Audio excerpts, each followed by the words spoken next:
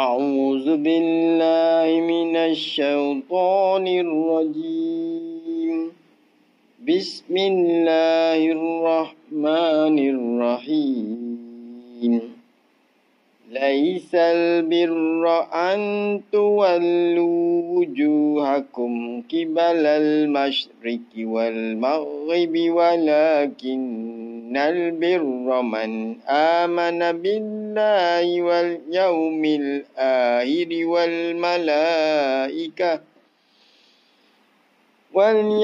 الآخر والملائكة والكتاب والنبيين وآتى المال على حبه ذوي القربى واليتامى والمساكين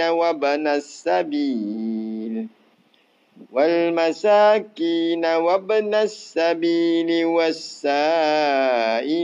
وفي الرقاب وأقام الصلاة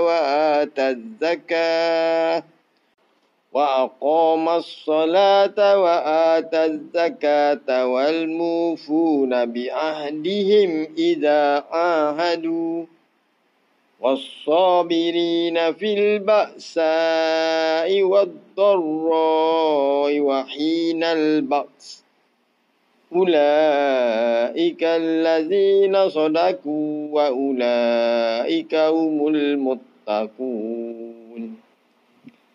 يا أيها الذين آمنوا كتب عليكم القصاص في القتلى الحر بالحر والعبد بالعبد والأنثى بالأنثى فمن أوكي له من أخيه شيء فاتباع بالمعروف وأداء إليه بإحسان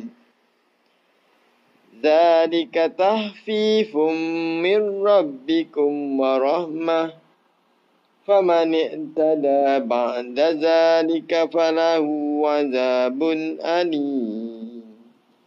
ولكم في القصاص حياة يا أولي الألباب لعلكم تتقون.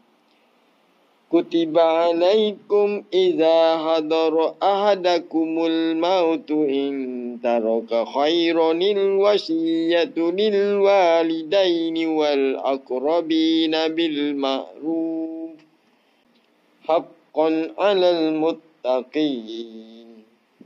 فمن بدله بعدما سمعه فإنما إثمه على الذين يبدلونه إن الله سميع عليم.